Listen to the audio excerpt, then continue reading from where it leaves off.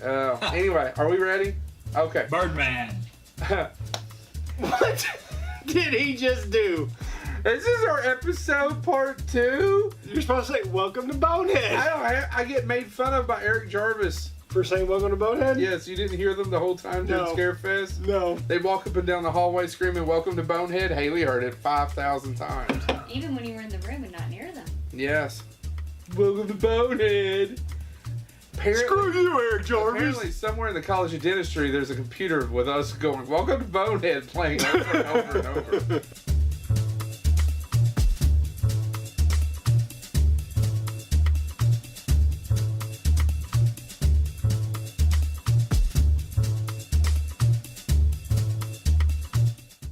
Welcome to Bonehead. This week's episode is part 2 of the Twilight Zone. We have Joe Lewis, Chad Jennings, and the Punisher. The Grim Spanker of Death. The Grim Spanker. The Spanker of Death. I'm such a Grim Naughty. Spanker. All right. Moving right along. If you watched our last episode... Somebody didn't eat all their peas today. Did you say penis? Peas. Why did I hear penis? What? If you watched our last episode, you know that this is now our second episode of the Twilight Zone. Okay, I was going to say, technically it's like our 56th? 6, 7, something like that. Yeah, we've been doing this a long time. Yeah, you ready to quit? What? No, well, I was really excited about the Twilight Zone. I gotta be honest, every once in a while there's a topic. 59. 59. Call me when it's 68. I do multiplication. I was really excited about this topic because there's not... Are you excited about every topic we do on this show, fellas? I mean... Yeah, no, I was peeing my pants with excitement about all those Stephen Kings. Oh, yeah, Listen. those are good ones. Yeah, those were fantastic. Demanded it, and we delivered. Right, Haley? No, we haven't done King Part 5 yet. Yeah. Have they asked for it? No. No. The only person who really brought it up was you, actually. According to Stephen King's attorney, he has asked us to, quote, keep his name out of our mouth. Out of his mouth. Out of his mouth. Yeah. That's okay. Well, anyway, so this is the Twilight Zone Part 2. If you've not seen Twilight Zone Part 1, you're probably going to be okay. Yeah. Or if you start to watch this episode and all of a sudden you're transplanted back in time to watch episode 1, you might be in the Twilight Zone. Or listen to it. Or in Outer Limits. This is where you say oral thriller. Or Thriller Night. All right. So in the last, and behind the camera, if you're not watching, or if you are watching, Haley is doing the thriller dance. By the way, even if they were watching, they couldn't see it. She's behind the camera. Shoots both ways. That's a Robert Redford movie about horses. What? I'm so confused, and I need a hug. Not by you. All right.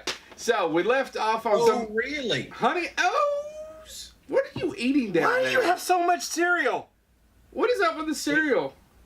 I eat a lot of cereal. It's cheap. Do you have any Sugar Crisp? What other cereals? No, So I you don't have have Sugar Frankenberry Crisp. and what else? Honey Sugar O's. Crisp supports the Nazi agenda, and I'll continue to say that until somebody provides me evidence otherwise. Balls in your court, talking bear thing.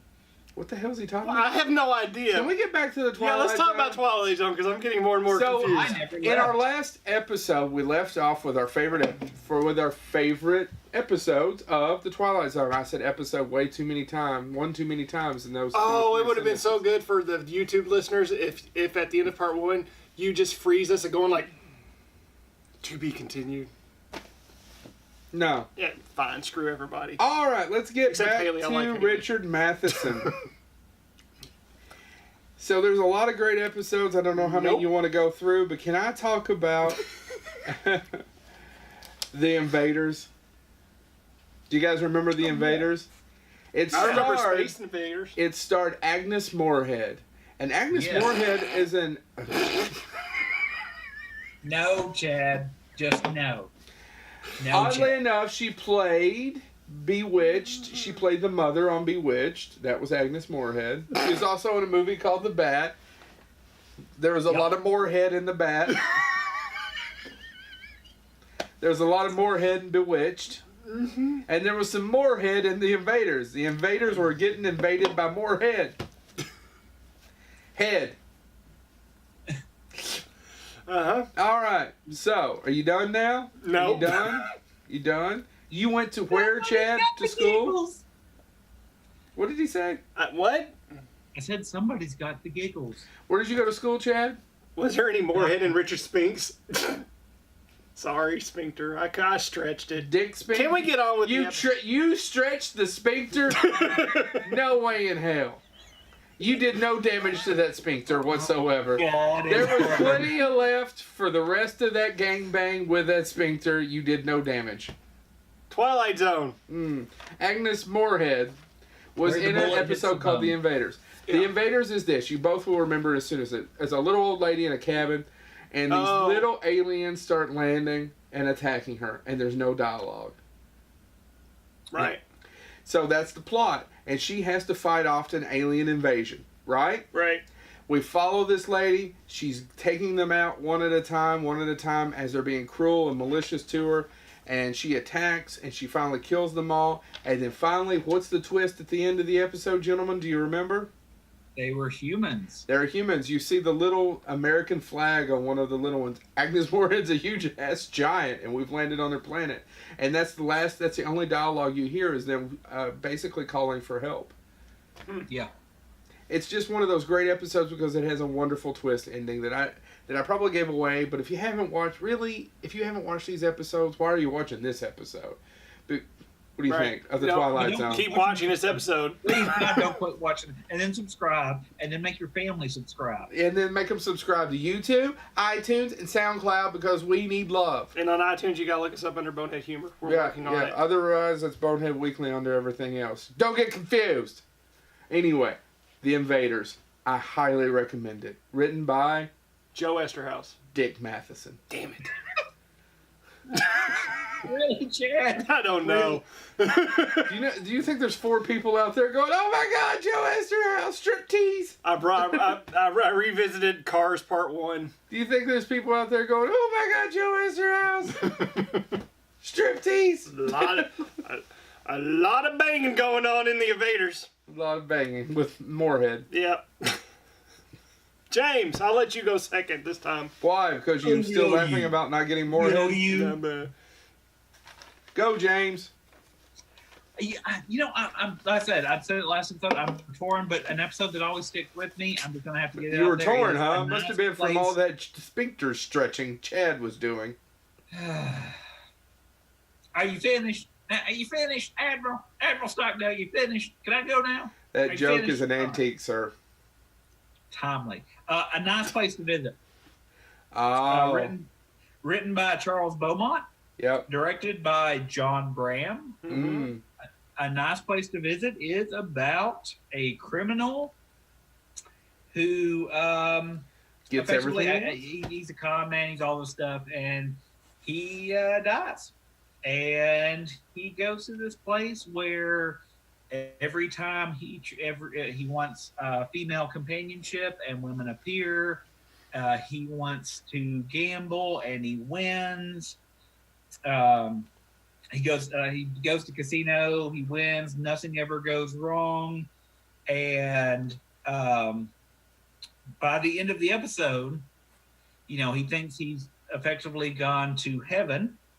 But a month into it, he goes and he's greeted by his escort around heaven, or what he thinks is heaven, is Pip, who is played by Sebastian Cabot. Sebastian Cabot, you may know as the person who vaguely looks like... Why am I blanking on the guy that narrated Frosty the Snowman? Burl Ives. Yeah. Burl Ives. Sebastian Cabot looks like Burl Ives. No, but he plays Pip, and at the end, he finally goes to Pip, and he goes, "I'm getting bored. Why do I always, if everything's perfect, why do I win?" And Pip's response, the twist ending, he actually goes to Pip, and he goes, if this is heaven, or I don't want to be here anymore. I'd rather go to the other place." To which Pip retorts, "Heaven, whatever you gave you the idea that you were in heaven, Mr. Valentine, this is the other place. Yep. And so it's the idea that paradise, if everything comes easy to you, if everything is perfect, if everything is that perfect, if you want a life of any excitement of anything else. So a nice place to visit ends with, again, Rod Serling's classic narration, a scared, angry little man who never got a break. Now he has everything he's ever wanted, and he's going to have to live with it for eternity in the Twilight Zone.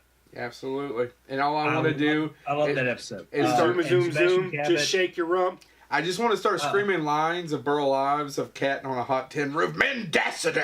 Mendacity! Sebastian Cabot, No. he does play throughout the entire You should watch episode. You have no trouble believing that he is a guardian angel, and then at the end, he just twists it. He does. He does a very good job. He sells it. He's a far so superior actor to the guy that's playing Valentine. Right. Oh, yeah. But, no. So, I mean, that's one of my episodes because it's a twist that, now we would see it coming in some ways because we're so used to twists, but it just sticks with me. So, yeah, that's my second or third or wherever I am. Who am I? You ready, Moorhead? Yeah, I'm going to talk about the episode called 4 O'Clock. 4 o'clock? Either one of you all familiar with that title? 909 where I am. Is it PM or AM? I gotta take my back pill. So, 4 O'Clock, directed by Lamont Johnson, who really... You big dummy! He was...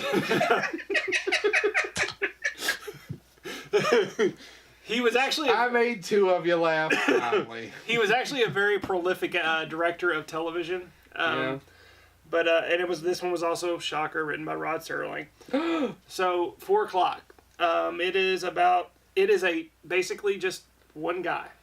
The whole episode for 30 minutes, just one guy in a room. His name is Oliver Kringle. Mm-hmm. He was played by, and I'm gonna butcher this name, I'm sure, Theodore Bickel. Mm-hmm. In the episode, he plays an aloof man who believes his one purpose in life is to expose all the evil in the world. The one problem, he believes everyone is evil. So he investigates people and spins fantastic tales of them being murderers, perverts, and shocker communists. Based on this point, I wonder who he was talking about. And the whole time, he's basically ruining the lives of everyone he investigates. He keeps these detailed files in his room. He's always like sitting at his desk writing these things up, calling people on the phone. He wears these big Coke bottle glasses. You're familiar with this episode? It's been a long time since I've seen it. James, are you familiar with this episode? Yeah, it's been a while since I've seen it, but yes. Yeah, it is one of my favorite episodes. I remember vividly. But his final and midway through the episode, he's trying to figure out how to expose all the evil in the world, and he just randomly comes up with the most cleverest way of exposing evil in the world, and to expose the true nature in the most visible way possible. And that being, he just randomly comes up with, he is going to make every one of them small. He is going to shrink no idea how he's going to do it. You know what? I may have never seen this episode. I thought I had, but it is an amazing episode. And when is this plan going to come to fruition? At 4 o'clock. And it's all building up to 4 o'clock. That this plan. He's in one room, right? He's in one room. Right. Everything takes place in one room. But I don't remember how it ends. And I'm not going to spoil the ending, but it has a clever little twist of when 4 o'clock hits. A twist happens. It is one of my favorite episodes. It's not my favorite episode. I'll get into that soon. But it's just an amazing episode of just this one demented man who thinks he's like the savior of the world, and really, he is one of the most despicable people on the planet. Now, how many episodes do we want to do? We really didn't talk about this beforehand. How many more? How many more do you want to go through, James and Chad? I've got dozens. I literally have about 3 I'd like to at least mention. But Okay. 2 of them I can combine. I've got 2 and 3. Okay. All right. So back to me again. Who did I live off on? Oh, man, there's so many good Matheson ones. But I don't want to take the ones that you're going to do probably because of Shatner, James. I'm going to do I'm not going to do the one that got remade in the Twilight Zone movie. I'll put it that way. Well, that one's directed by Richard Donner. So if you want to do that one, by all means. Okay. I'll talk about two of them that were both written by Matheson. Is it okay if I do two? Go for it. One of them is Nightmare in 20,000. Camera hog. One of them's a Nightmare in 20,000 Feet. It was remade by George Miller in the movie Twilight Zone, the movie. There's a great in the original. It was starred William Shatner as a man who has had a nervous breakdown. Yeah. And is being transported back, and is afraid of flying. And on the wing, he sees something, and it's a gremlin attacking the plane, and no one will believe him. Quick point of correction: he sees something on the wing. Something on the wing. Yeah. So thank you for that. In the movie, it's John Lithgow, which is a far. You may argue both as far superior performance. John Lithgow is in the movie Nightmare at 20,000 Feet, or and we'll get to the Twilight Zone movie in a little while. Actually, I'm going to tell you, not only is it a far superior performance, it's a 10 times better episode and story. Yep. Richard Donner would go on to direct Lethal Weapon, Superman. He's an amazing guy. Goonies. Lady Hawk. Toys. Radio Flyer. Yeah. Ooh. The toy is what you're thinking. The toy. Yeah. The toy is Richard Pryor. His kind of Superman 2. That he directed Toy with Robin Williams. No. That's Barry Levinson. Damn. What'd you say? Oh, I was saying his cut of Superman 2 is not better than what. I mean. No, Richard Fleischer's. No. But anyway, back to but he never really got to finish it either. I always think that's so unfair. Yeah. But back to what I was saying. Lovely, wonderful, and it's one of the few that's fairly adapted into the movie straight from the show. I mean, they don't change a lot. It's just a far superior. George Miller had a lot more money and a lot more time and a lot more effects. We'll get to the movie in a little while. That's one. The other one, though, that I have to talk about was also directed by Jacques Tourneur, and it's called Night Call. And it happens to be one of the 6 that are directed or that were shot on videotape. Okay. And they only did it, I think, for 6 episodes. It's the ones that look a little weird if you go back and watch them. They're actually shot on videotape. Twilight Zone was one of the first shows to do that. They only did it for 6. It was cheaper, but they kind of got away from it and went back to film, thank God, because they were ready for Jacques Tourneur directed Cat People. He's a famous French filmmaker. He directed a lot of the Val Lewton pictures in the 40s. Yeah. So, but he never, ever got here. Mm-hmm. Do you know what I mean? Right. Night Call is about a little old lady who is at home by herself. Oh, yeah. As a night nurse. Yeah. It's one of the creepy Twilight Zone episodes. Yeah. And being directed by Jacques Tourneur, who, like I said, directed Cat People and a lot of the Val Lewton films that only relied on atmosphere, right? That's what they had to rely on because they didn't have any special effects. And those movies were made cheap, and that's what they're famous for. And they're done beautifully. However, shadows, things like that. She gets a call. She hears a voice. Can't quite make it out. Keeps calling. She has a nurse to call it. They call the phone company. Keeps calling. Hello. It's very creepy. Even after all this time. Have you guys watched it lately? No. It's still slightly creepy. Listen to that voice on the other end. Oh, yeah. No, the voice is creepy. So, eventually, they track down to that it's coming from a graveyard. And when she gets there, she has the nurse take her there. She's a bedridden woman.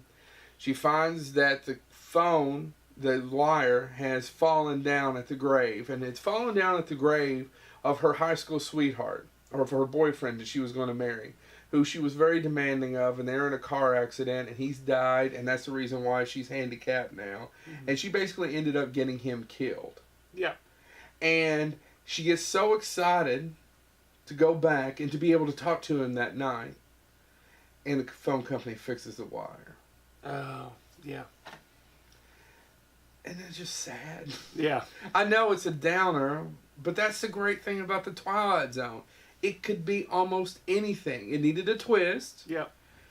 But in that frame, you could do almost anything. And I just love it. Yeah, it's a great episode. Because it's creepy and it's sad. Yep. And it brings it all together at the end of loss, tragedy, and unfulfilled dreams. I'm done. Yep. Sorry. Who wants to go next? James, go ahead. Man,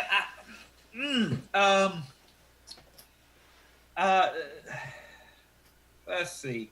I'm gonna. This is hard. I want to bring up at least in passing one episode, just simply because it's been a major motion picture relatively recently. Oh, I know what it's going to be. It was in a Simpsons episode. Yep. It was in a Futurama episode, and I'm having to talk about Steel. Yep. Absolutely. Richard Matheson. It was based on one of his short stories he adapted into a screenplay. The story itself was from 1956. It was directed by Don Weiss. But if you've seen the movie Real Steel with Hugh Jackman, that's a riff of Steel, except the plot to Steel is that it is in the far-flung future of the year 1974. And Lee Marvin... I was about to say, Lee Marvin's in a couple of good Twilight Zone episodes. He's in a really good one about a gunfighter, but keep going. Yeah. Lee Marvin plays Steel Kelly, and he was one of the last human boxers. In the future, basically, it became battle bots. You build a robot, they box for you. But he was one of the last ones, so he now has become the manager for this battle bot, which is a B2 battling Maxo robot. The problem is... it's broken, and they have a fight coming up. And if he doesn't, if he can't make the fight, he's going to lose everything and all of that stuff. And as it goes on, he's got, people depending on him, all of that stuff, all the ethos and all of that stuff. And there's no way that he can win with this broken robot. So what does he do in the end? He takes the place of the robot, fakes being a robot, and is the unbeatable robot. And the closing narration by Serling is, again, kind of this classic, it doesn't go well. And so it ends with portrait of a losing side, proof positive that you can't outpunch machinery. Proof also of something else, that no matter what the future brings, man's capacity to rise to the occasion will remain unaltered. His potential for tenacity and optimism continues, as always, to outfight, outpoint, outlive any and all changes made by society, for which 3 cheers and a unanimous decision are rendered in the Twilight Zone. So if you've seen Real Steel, if you've seen any of those episodes, those are all riffing on this Richard Matheson story about, again, this human boxer who's past his prime, and he's trying to hang on to the only life he knows, and he's having to adapt to machinery. But when the machinery fails him, he pretty much puts himself in the ring to die. Yep. And the best adaptation, of course, is that of Robot Jocks. No. Yeah, that's it, Chad. Yeah, it sure is. That's great, Chad. Mm-hmm. I'm gonna. This one's gonna be a quick one because I want to. My last one's gonna be my favorite episode of all time, of the Twilight Zone. Okay. And I'm going to, in part 1 of this, James, the last one he discussed was, what was the one about the lady who turned into a leper? Jess-Belle. Jess-Belle. And it was played by Anne Francis, right? Yes. And it's, you said something about a mannequin in that one, right? Yep. Okay. After Hours. You aware of that one? Yeah, James? yeah. It's very similar. It's a movie starring Griffin Dunne, directed by... Oh, you jerk. No, it's actually called The After Hours. It was directed by Douglas Hayes, written by Rod Serling. Right. She plays a woman who buys a thimble on the 9th floor of Anne Francis, I should say, from Forbidden Planet, who was also in the episode that James mentioned. Yep. Plays a woman who buys a thimble on the 9th floor of a department store. What's the one sidekick? One little thing. There is no 9th floor. Right. And it's the whole episode of, she's trying to figure out what happened. It's at night. The store's closed. And there's a quick little twist at the end. You're not going to give away the twist? I don't want to give away the twist. I don't like giving away twists. You don't think they've seen it? If they haven't, they're going to go check it out. Even if they have seen, even if you tell them the twist now, what is James doing? I don't know. Entertaining myself. But I don't like giving away twists. Well, let's just say it doesn't work out for Anne Francis. No, it does not. In a and positive she's way. part in Forbidden Planet. Yeah. Yeah. she apparently gets hosed all over the place, turned into a leopard, thrown on a planet that nobody knows. It's forbidden, dude. It's forbidden. It's forbidden.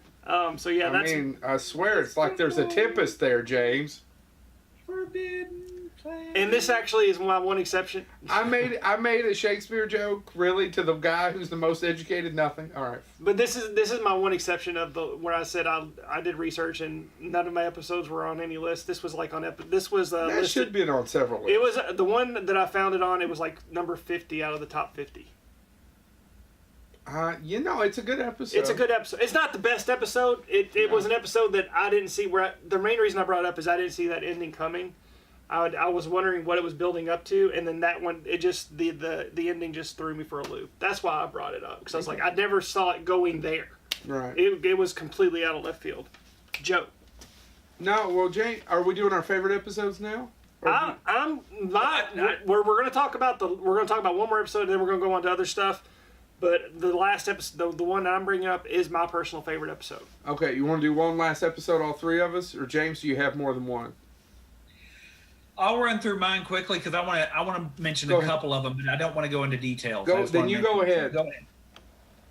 Okay. No, I'll go. You want me to go ahead and do it? Well, my last episode actually didn't put on here my favorite one because I'm arguing with myself. I mean, there's so many good ones because I didn't even get to the Rod Serling ones, Monsters Do, Maple Street, Eye of the Beholder. I mean, a couple of them you went on. Hopefully we have a Richard Keel reference here before it's all said and done. We hope. Just throwing that out there for Phil and Craig. Hopefully there's a Richard Keel. I'm hoping one of you two picks that one. Nope. Do you even know what I'm talking about? Nope. James, I do know you know which one you're talking about, but I know. Who are we serving again, James? man. Maybe some men. All right. I've heard it's raining them. Swear. Do you want me to go ahead? Do you want me to do with my favorite one? Go. It is Nothing Makes Me Happier. Well, I shouldn't say Nothing Makes Me Happier, but it is the one episode. There's two, and I'll watch them both. One's a Christmas episode, and I'll give it really quick. And it is crap. It left my mind. What is the Christmas? Is it Night of the Meek? Night of the Meek. Night of the Meek. And then Night of the Meek means, even though it is so schmaltzy, even though it just pours out sugar, it's one of my favorite ones. And actually they did a really good update, or a decent update of it as well, for the 85 version. Night of the Meek, really quick, is about a guy who plays Santa Claus and is a drunk and gets fired from his job as Santa Claus, and he just can't stand the poverty, the sadness, and just the horrible conditions not only did some of these people live in, but mostly the children, and that he's unable to help them. And you can figure out where it goes from there. Yeah. That's my second favorite episode, though. The best episode of all time, I stop every single time, with The Real Martian, Please Stand Up. That's a good. It's voted, by the way, by several people the best, somewhat humorous episode. That's my favorite episode. It's an amazing episode, and it's one of my top ones, yes. It's got Jack Elam in it as a crazy guy. Yeah. Jack Elam always played a crazy guy. The Real Martian Stand Up. The Real Martian Please Stand Up. A bus on the way to who knows where stops at a diner because a bridge doesn't look quite right. It's a snowy night. All these people get off at the diner. These two cops see a flying saucer, or what they think is a flying saucer, land. They show up at the diner, and then they start asking questions because they saw some footsteps, and they're investigating, and they say, well, how many people were on the bus? And I can't remember the number. It's either 5 or 6, and there's 7 people there. Mm-hmm. So there's one person. And they ask the bus driver, which one is it? Well, I don't know. Everybody got on, and yada, yada. Who do you remember? Well, there's a pretty girl who remembers her. There's a couple. And then people start questioning each other. It's the same plot as The Thing. John Carpenter's The Thing. Yeah. Who's the real alien? Right. Who's the Martian? Who's the Venetian? Who is all these things, right? Venusian, I'm sorry. It's funny. It's hilarious. Yep. It's entertaining. Everybody in it is amazing. It's one of those where everybody gives a great performance. The writing is spot on, and it has a great twist ending. It does. It's one of my favorite episodes. A great twist ending. I guess I shouldn't give it away. If you couldn't care less about the Twilight Zone, at least go out and check with a real Martian. Please stand up. I assure you, it is well worth 30 minutes of your time. Right.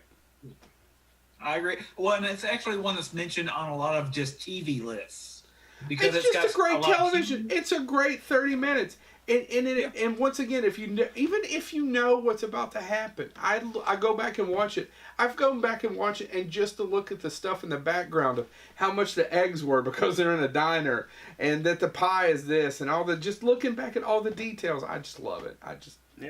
I can't say enough wonderful things about it. Yeah, it's one of my favorite episodes of all time. But I didn't bring it up because I had I'm going obscure. James, do you want me to go or do you want to go? You go ahead because I want to run through about 5 of them. Okay, So, James. So my favorite episode of all time, directed by Richard Donner, written by Rod Serling, The Jeopardy Room. Okay. It's probably my favorite episode. If it's on, I will sit down and watch it. Sometimes when I'm bored, I will actually outwardly seek it because I just. So what is The Jeopardy Room? After serving many years in a Soviet prison, a Major Ivan Kuchenko, played by and Martin Landau, who was also in Mr. Denton on Doomsday. Martin Landau is still one of my favorite actors, and he just recently passed. He just recently year. passed. Yeah. He's in one of my top movies of all time, Ed Wood. Mm-hmm.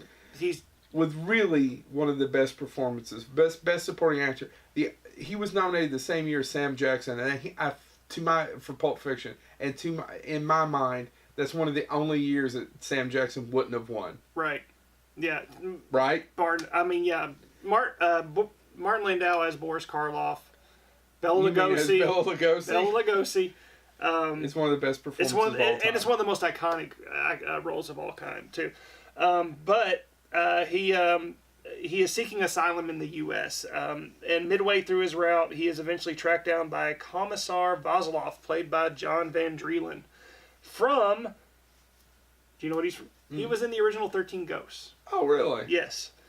Vasilov then gives him an ultimatum. Kuchenko can go about his way if he can find the bomb that Vasilov has hidden in his room, and he has 3 hours to find it, or it will go off. If he tries to leave the room, he will be killed. So yeah, and the entire episode takes place in one room, as you see Kuchenko slowly, a man who has been beaten down for years by the Soviet government, trying to, break free finally, and it has a great twist at the end. And the episode, and I don't remember it. You don't remember the ending? I don't. I don't know that I remember the episode that well. It's on about 3 lists of underrated episodes. It popped up on 3 different lists of episodes that were underrated. Because I couldn't find it on any list. But yeah, it's just an amazing episode, and it's, like I said, it's underrated. A lot of people don't talk about it. But whenever I think of Twilight Zone, it's one, I think about the Burgess Meredith as the librarian, or you know what I mean? Yeah.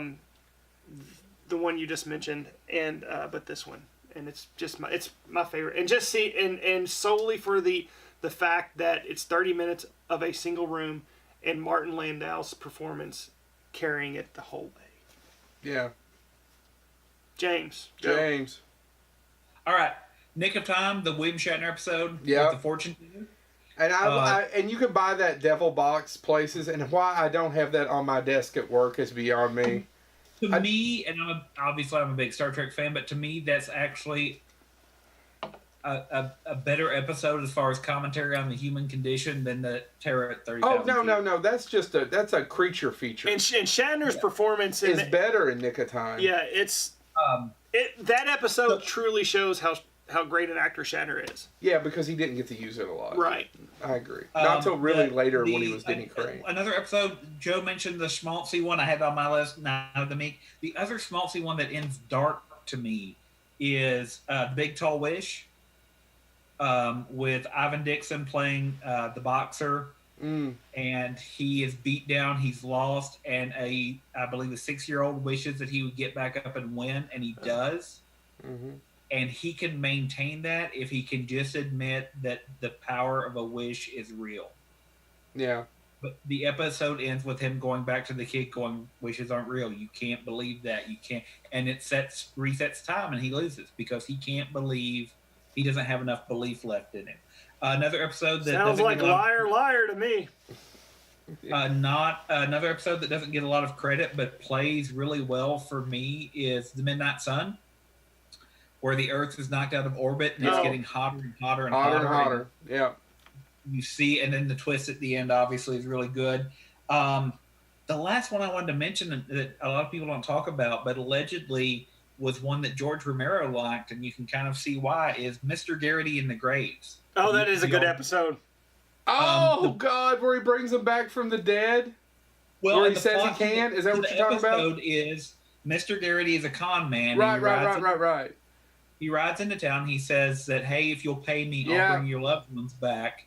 And he's a con man. He takes all the money, and then he leaves. But he basically gets paid not to bring them back. What now? He basically gets paid not to bring them back, right? Yeah, because he doesn't think he has the power. But the end of the episode is the dead rising. Yeah, it's a great episode. And the dead themselves say he doesn't realize the power that he has. You're right. So he really does have the power to bring back the dead. And so you see the dead climb out of their graves and all that stuff. And it's cool because he's leaving each town and has no clue. Right. Yeah. And he's bringing back the dead, all these places. And he thinks he's just a con man, but he's actually doing that. The 2 episodes I said that I could talk about together very quickly, there's 2 episodes about historical figures influencing modern people. One of them is very dark to me. That's He's Alive. The other one is The Bard. Both of them the Bard deals with a modern TV writer bringing back Shakespeare because he can't break his writer's block. Right. And He's Alive is about this guy who's basically trying to start a hate group, and he starts getting advice, and of course, it's Hitler. Played by Dennis Hopper. Both of those deal with Dennis Hopper plays the young kid that's getting advice from Hitler. So both of them deal with, and of course the fallout of both of them is William Shakespeare realizes what a hack television is. A little Sterling commentary there. And then obviously Hitler laughs as he realizes he's managed to start another hate group. Yeah. So the commentary from both of those, but those were episodes that they don't always get a lot of mention. So I wanted to throw them out there. But those are the ones I wanted to run through quickly. I will say though, the lighting on the one about Hitler is terrible because you know right away, oh, he's Hitler. Yeah, but there's no twist in that. It's just funny. The twist is, how does Dennis Hopper's character not realize this is a bad way to go? Yeah. Yeah. Because the only person that cares about him is a group that he hates. Right. Yeah. The old man that takes care of him. So. Yeah. Is that it? Yeah. I mean, there's more, but. Oh, no, we could be here all night. So I want to move on a little bit. A little bit of the history after that. Twilight Zone eventually got canceled, like I said, and he's eventually sold the syndication rights and everything to CBS. CBS owns the Twilight Zone. For years, they didn't want to bring it back. People would want to bring it back. Sterling wanted to bring it back. He went on to do other shows. He went on to most notably do The Night Gallery. Right. And we could do a whole episode about that. We're not going to. That started Spielberg's career and several other people as well. And as we mentioned, too, about the fact that he died when he was 50. He died at 50 at years old. At the age of 50. But if you look at the Night Gallery, the man clearly looks like he's in his 60s, 70s. And he's in his late 40s. Yeah, he had 3 heart attacks. One slowed him down. The second one was pretty harsh, which caused open heart surgery in the early 70s, which was still very dangerous at the time. And then he had another heart attack during the surgery, which killed him a day later. Very sad, died at 50. I've read before and I've heard this, and I could not find the quote. One of his children said that he worked himself to death. He did have a 3 or 4 pack a day cigarette habit. I'm assuming he had probably cardiac issues, right? And the smoking probably didn't help. The long hours writing television, right, which is very. Let's face it, producing your own television show, a little bit stressful. Just stressful. This is sometimes stressful, and this isn't even that. Yeah. Well, of course, Haley's got all the stress, I know. Anyway. She handles it well. They would eventually do, because of the power of Spielberg, a movie. Right? Right. What's the best part of that movie? What's the best part of that movie? That's John Lithgow? John Lithgow. Okay, I just want to make sure we're on the same page. James, is that your agreement on that? Well, yeah, I would say so. Yeah. There's 4 segments. The wraparound's directed by John Landis, but so the first episode about a guy who's a racist. It's directed by John Landis. The second episode, Wish Him Into the Field. The original one is what's the name of that child actor? He was in so much. Bill. Do you know what I'm talking about, James? Who played him in the original episode? I think he was in Babylon 5, wasn't he? Yeah. Bill Mumy. Thank you. Bill Mumy, right. Bill Mumy played him in the original episode, and the kid who has powers. That one's directed by Joe Dante. Joe Dante hadn't done Gremlins yet or famous. He was handpicked by Spielberg. He done The Howling. And then the third one is directed by Spielberg. It's called Kick the Can. That one has Scatman Carruthers in it, but honestly, it's not one of the better ones. No. The fourth one, George Miller. George Miller was an Australian who had directed Mad Max and came over and kicked everybody's ass as far as I'm concerned in that movie. Yeah, second one would be the Joe Dante. The second was Joe Dante. I agree. It's George Miller and Joe Dante. The Joe Dante segment was visually stunning. And then probably the opening with the John Landis one opening with Dan Aykroyd. Yeah. At the beginning of it. But no, the George Miller, it is far superior to the original episode by every stretch of the imagination. James, are you trying to say something, or are you just... What I wanted to say, you all mentioned the Night Gallery, and you mentioned... we blew over it, yeah. Twilight Zone and all that stuff. I wanted to throw out, Rod Serling was born into a Jewish family. You look very goth right now, by the way. Is it hot? I was going for emo. Ennui. Anyway, A Carol for Another Christmas. Do y'all know anything about this one? I've never seen it, but I read about it. Yeah, Rod Serling did a modernization of Charles Dickens' A Christmas Carol. But Bonehead. the cast, but we did do a whole episode on it. What are you talking about? The that nobody watched. No one or watched listened. the Christmas episode. The cast on this was Peter Sellers. Oh, really? Huh. I need to watch it. And it was Peter Sellers. He had actually had his heart attack, Peter Sellers had, and came back to do this. And they got some of the cast from Sterling Hayden from Doctor Strangelove. Yeah. Eva St. Marie, Ben Gazzara, Britt Eklund, and Henry Mancini did the music for it. Britt Eklund was married to Peter Sellers. Yeah.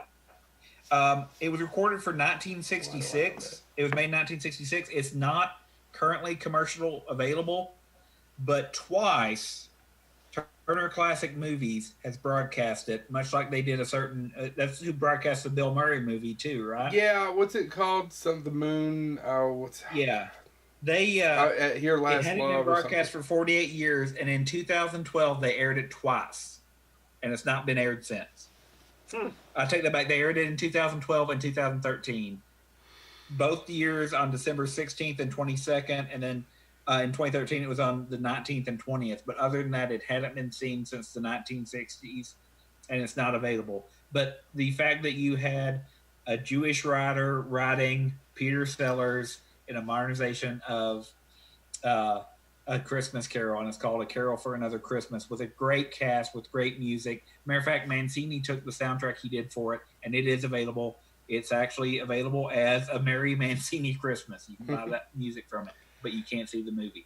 So I wanted to point out that Rod Serling, he never, I mean, the fact that one of his kids say he died from overwork, he wrote Planet of the Apes. He never quit. He never quit. I mean, that came out in the 60s. Oh, he wrote... there was stuff coming out that he had written after his death. Yeah. Yeah. Sorry. There's the Twilight Zone episodes. The 2 episodes that he did was Richard Matheson did one of the scripts, and then one of them was based on his script, and they did as a failed pilot that was eventually released as The Lost Twilight Zones. Yeah. And those were made, what, in the 90s? Early 90s? Chad was going to watch them. You can find, they're actually available for free streaming on Amazon Prime. And he actually hosted a game show too, the Liars Club, if anybody knows about that. You know, funny little side note about you mentioned Planet of the Apes. One of the directors of some of the episodes, Ted Post, who was known for directing Magnum Force and Hang 'em High, also directed Beneath the Planet of the Apes. Yeah. So, All right. So I want to go. I know we talked about the movie, but before we the finish hell was up, that? Oh, James is pouring a soda. people have poo-pooed on several of the Twilight Zone relaunches. I never watched any of the Forrest Whitaker one. I don't know. I've been told it's not very good. I didn't watch the newest one. It's about to be redone again by whom? Jordan Peele. Jordan Peele, who's a very talented man. Who I believe is also going to be taking on the narrator part, if I'm not mistaken. Right. One thing I wanted to throw out real quick, though, by the way, the fact that the reboots aren't overly popular. If you go to the episode by episode guides on like IMDb, where you look up individual episodes, Right. a lot of them are still highly rated. There's just some real lemons in there too. Right. So I mean, there's some of them that are 7, 8, 9 level ratings, but it tended to be certain episodes. Right. So I really want to talk about the 85 relaunch. Now, the 85 relaunch was brought by CBS. They were going to throw a lot of money at it. I want to talk to you about some of the talent that was associated with Yeah, this and we show. briefly mentioned this in the Harlan Ellison Right. episode. Harlan Ellison was one of the big ones. They thought they'd never get him back to television. Well, they did get him back. Of course, he ended up quitting later on anyway. Shocker. They basically almost ordered a complete series, which will lead me to a little bit. Harlan Ellison, George R.R. Martin, he went on to do nothing, Yeah. right? Right. Rockne S. O'Bannon, look at some of the directors that directed for the Twilight Zone, the 85. Wes Craven directed about 5 or 6 of them. Right. William Friedkin did one called Nightcrawlers that's still weird. I mean, it's still dark. Tommy Lee Wallace, who directed Halloween 3. And it. Let's try to remember it Yes, and as it was amazing. It was executive produced by Phil DeGuire. Phil DeGuire was famous for Simon and Simon, which was a show that was really popular in the 80s. And the first show was called Shatterday. That was the first one that was released. Shatterday's based on what kind of story, James Thomas? That's a Harlan Ellison story. That's a Harlan Ellison story. It was directed by Wes Craven, and it starred a guy that went on to do nothing named... You mean star of North, Bruce Willis? Bruce Willis, the star of North. That's right. Thank you for pulling that out. Yeah. Yeah. I was going to say Mortal Thoughts. I was trying to think of the obscure Bruce Willis films. It was Serling's decision to sell the show, blah, blah, blah, blah, blah, blah, blah. Okay, so when it premiered in 85, they originally sold the show for it to be, Phil DeGuire said it has to be on at 10 p.m. because they gave him a lot of freedom. So some of the episodes would be 10 minutes, some of them would be 15, some of them were 30, and they put them all together for an hour, right? Mm-hmm. They were supposed to go on at 10 p.m. When did the show premiere? Friday at 8. Yeah. What is As happening was at the 8 o'clock prophecy. on a Friday night? What'd you say, James? I said, as was the prophecy. As was the prophecy. What's happening at Friday night at 8? Steve Urkel is annoying the world. Family Freaking Matters is bothering people on ABC's Family, and it's family time around the television. The kids haven't went to bed. Though, as we previously mentioned in the Harlan Ellison episode, Dinosaurs was on, and Dinosaurs kicked ass. And we were drunk. All these, I just wanted to mention I all wasn't this. drunk. I was like 12. Well, those people, you were drunk. I was kinda. totally drunk at 12. Shooting heroin. They finished off. It lasted another season. There's some great episodes. Check them out. They're not all Harlan Ellison written by, but there's some other ones. They finished off the series actually in Canada in 88, 89 later after they canceled it Right. to do syndication, and most of those are written, or a lot of them are written by J. Michael Straczynski, Yep. JMS. And Creator not of all of them are Babylon 5. good, but I argued with somebody a couple of years about this because they were talking about how crappy the 80s version is, and I've owned the box set, went back and rewatched them. Some real winners in there. Some really winners. And there was a lot of, I mean, the actors range from, like I said, Bruce Willis to Morgan Freeman. Yeah. Just wanted to make sure that you went I out mean, and the checked- 80s version of Twilight Zone was my introduction into Twilight Zone. Oh, and you know who did the music for that one? No. The Grateful Dead. No, that's pretty cool. Yeah. Yeah, the I Grateful didn't know Dead did the opening music for that, by the way.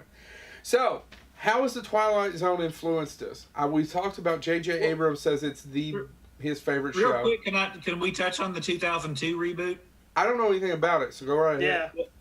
So the 2002 reboot came about because of money. No, it was again the third revival of the show. It was trying to deal with more contemporary issues. That was the idea behind it, was that they were trying to actually be true to Rod Serling and actually say, Rod Serling dealt with what was going on, let's try to do that. So they built in a lot of different things like commentary on terrorism, ongoing racism, gender roles, the rise of stalking, and things that were heavy in the news then. It launched with a lot of talent at the time. Jason Alexander played Duckman's Death Jason in an Alexander. episode. I was going to see Boris, Rocky and Bullwinkle's Jason Alexander. Yeah, Jason Alexander played Death in an episode. Lou Diamond Phillips did an episode. Brian Austin Green, Jeffrey Combs is a hypochondriac who's who, when he thinks. Hold on. Out of everything you just listed, Why you Brian went Austin Green? He was a name that was listed on people that you forget were in the Twilight Zone reboot. Pretty sure you could have omitted Brian Austin Green. Go on with your point. We don't believe you anymore. Anyway, Jeffrey Combs is a hypochondriac whose diseases become reality. And Katherine Heigl played a woman who gets to travel back in time on a suicide mission. She won't be able to travel forward, and she will die. And she has a limited time period to find and kill the infant Hitler. Star of the Hall's cough drop. Because we've never heard of that one before. Yeah. Cloris Leachman did episodes. I mean, they really did try to put some talent behind it. They updated Brian episodes. Austin Green. They updated episodes. The Eye of the Beholder got remade. The Monsters are due on Maple Street. The Monsters are on Maple Street because they're already there. It was commentary on terrorism and all of that. Right. By the way, that is a great Twilight Zone episode as well. Yeah. But, I mean, Elizabeth Berkley did episodes. Christopher Titus did episodes. A ton of talent went into it. Christopher Titus? Don't get me wrong. Christopher Titus is a funny guy. And Elizabeth Berkley showed off her nubbins to everybody and anyone. But I don't know that... I mean, there's a shovel's worth of time. You started out strong. And then you went to Brian Austin Green. Again, what channel was this on, folks? UPN. I'm assuming Fox. UPN. Oh, shit. Yeah. Sorry. It was at the time the money they were putting... The show they put most of their money in. But let me remind you that this was also the channel that gave us Homeboys in Outer Space. Which is epic! We're putting a lot of money into it. Was not NBC or CBS is a lot of money. I would want to drive in space in the hoopty. Yes, the space hoopty. So I wanted to bring it up because it was... I think the heart behind it was let's comment on what's going on now. And they did get some of the actors that were still alive that were in the old series. And again, getting people like Jason Bateman and some of the modern actors and stuff like that. I can imagine Ida Lupino going, "Ooh, I get to act with Brian Austin Green." But also giving some people some chance. Lou Diamond Phillips actually directed an episode. Jonathan Frakes directed a couple episodes of it. Two Takes Frakes! Oh my God, I think you scared everybody in this. I just need to wake you all up. James would put us to sleep with Brian Austin Green. Didn't he have sex with that one lady who was Jennifer's body? One of my favorite films that nobody else seems to like. Peter O'Fallon directed an episode. Who? Directed a couple different episodes. He's best known for directing Suicide Kings with Christopher Walken and Dennis Leary. But he also did direct A Rumor of Angels, a lot of TV and stuff like that. Worked on a lot of TV shows and stuff like that. So, but my point was, Forrest Whitaker tried to do a good introduction, and it was trying to update it, but they didn't have the budget, or quite frankly, again, what we talked about in the first episode. Why did the Twilight Zone work? Rod Serling. And the writing. The writing. And they didn't have the writers. They had people who had ideas, but the commitment to ideas and the budget, it just never came together. Was there any writers? Was there any writers of note that you were aware of? I'm sorry, Haley was doing a contortionist thing that caught me by surprise. No, I mean, as far as written by Ira Stephen Beer Haley just wrote- told me to suck it off camera. Ira Stephen Straight up. Beer, I forget how it's pronounced, but he wrote several episodes of Star Trek Deep Space Nine. Yeah. He's actually the one that created the Ferengi rules of acquisition, if you're a Star Trek fan. Love the Ferengi rules of acquisition. The what? The Ferengi. I meant to say And Ferengi. he actually wrote the episode that dealt with racism, which was called Shades of Guilt. And it's about a There's 50 guy of them. that won't stop to pick up an African-American professor. The professor is later beat to death by a hate group. And the guy slowly that refused to pick him up and refused to help him, slowly his skin starts to darken. That's actually pretty good. Hmm. Was that the Cameron- Brian Austin Green episode? No, that episode, Chad starred. Oh shoot, who was in that one? Jason We Priestley. have to wrap this episode up eventually, and I haven't even talked about the Tower of Terror, James. Anyway, there's a lot of talent. It never had the writers. Ira Stephen Beer is probably the best known writer that worked on it, and he did one episode. Hmm. As far as directors, the most famous director other than Jonathan Frakes that worked on it is the guy that was known for directing the last episode of Star Trek Deep Space Nine, Star Trek Voyager, and Star Trek Enterprise. And Okay. I'm forgetting his name, but there you go. All right. So, You did your 1985. I wanted to let's do our research and do it all. You did so There good. you go, 2000. well, With you your did Brian all right. Austin Green trivia. You did all right. You did all right. Now I want to look up and see what Elizabeth What's-Her-Face is doing now. You want to talk about Tower of Terror? Twilight Zone Tower of Terror, go ride it. It's really cool. There's a great picture of me screaming on it somewhere. No, that's slowly going away now because in Disneyland, that's they've been replaced it in Disneyland with it, but they're not doing that in Disney World. Yeah, they can't do it in Florida because No. of Universal Studios. Yeah, they're Oh, no, they're doing a Guardians of the Galaxy ride that it replaced the Ellen's Energy Adventure. They're actually building it while I was down there. Oh, did they? Because for a long time it was they couldn't have any Marvel properties. Sorry, I can't see you for Chad. They couldn't have any. The contract said they couldn't have any Marvel properties. Yeah, but no, I guess, Marvel. No, they've got it's building. They're building it. It's right behind on where Ellen's Adventure was. But we're getting off the point. Yeah, Tower of Terror is a great ride. If you're a huge fan, check it out. They did this whole basically thing with Rod Serling after he's dead.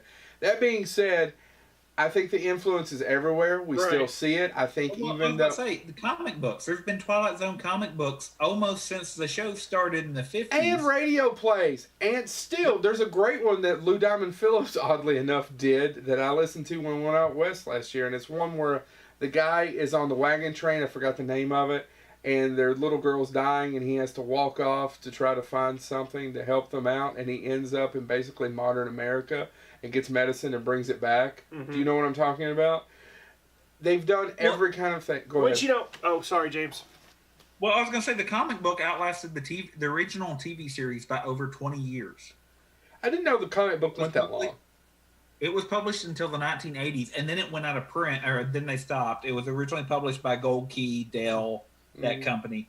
And then it was brought back a decade later by Now Comics, which is where Harlan Ellson's story got adapted for them, Crazy as a Soup Sandwich. And that's a famous Which is the story last that- episode of the Twilight Zone revamp in the 80s. Yeah. So, but again, the Twilight Zone comic book ran from the time the show started for 20 years after it ended. So it almost ran 25 years, and it did have Rod Serling's blessing. So in other words, he wanted to make sure that it was quality as well. So there you go. I mean, the cultural touchstone of film, of an amusement park ride, of comic books that lasted longer than the show, it's just everywhere. It's everywhere, and then it beat out so many competitors. And James mentioned a few of them. We've mentioned a few of them.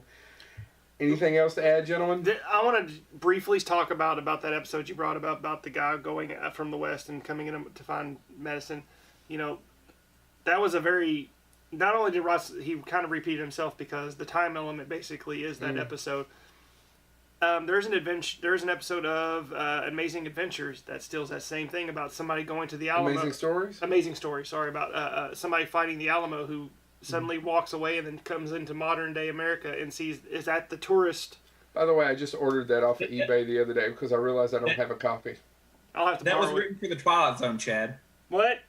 If you read the Twilight Zone companion, the book about the Twilight Zone, that episode of Amazing Stories was supposed to be a Twilight Zone episode. And in the 5th season, when Rod Serling invited somebody else to work on the show, that was one of the scripts that the other guy went, nah, let's not. Nobody will care about that. Well, it's been done. We did it twice. Well, but it ended up becoming part of an Amazing Story. And Joe, you mentioned that JMS did the last 3rd season of 1985. Well, he wrote a lot of them, and as they were making them, because they got rid of all of them, moved it to Canada. That's the reason it looks cheaper. It was 24 minutes, 30-minute episode. So for commercials, 22 to 24 minutes. And JMS became the story editor as it went on for the rest of that season. Well, what I wanted to say was, don't worry, he's still doing it. Because he's now the one running the comic book that comes out now. Oh, is he? He is the writer of the Twilight Zone comic book that's been running since December of 2013. Wow. Good for him. And that's still doing the Twilight Zone. Yeah. So, again, it's never ended, folks. No, and it keeps coming, and we're getting a new one with Jordan Peele, and I'm actually excited, and I want to see. The problem is you're absolutely right. We've never been able to recreate Rod Serling or the writing. Right. In fact, I think that's the one thing the 80s one got right was the amount of writers, and some of them worked. Yeah, you need writers on that, because if you're going to have a show with you a need twist... great writers. Yeah, and if you're going to have a show with a twist, or that makes you actually step back and go, oh, crap, that's a writer that does that. You need great writers with very little interference. Yeah, because that's the thing, too, with the Twilight Zone. The writers are what made the show. The directors, the list goes on about the writers and their accomplishments. The directors, the only thing I could find on certain directors was, like I said, Douglas Hayes, who went on to direct North and South, Ted Post, I mentioned earlier, Don Siegel, who directed Dirty Harry, Escape from Alcatraz, and Invasion of the Body Snatchers. And then the only other one, other than Richard Donner, of course, William F. Claxton, who directed James's favorite movie, Night of the Lepus. And on that, are we good? I'm good. Thank you all so much. Please tune in to Bonehead. Share us as much as you can on your social media.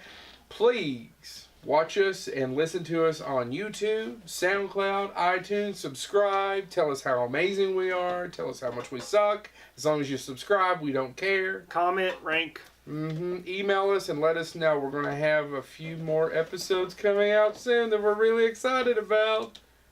We are, we do. I don't know. Let's hope. Are you good? For James in Mississippi, this has been Bonehead. Thank you so much.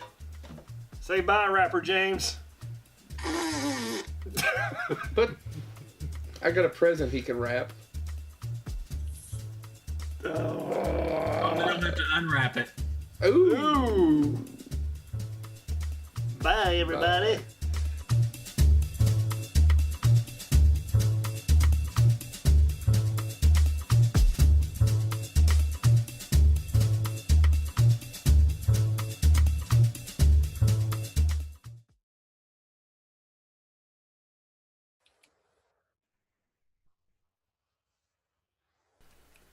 Oh, wow.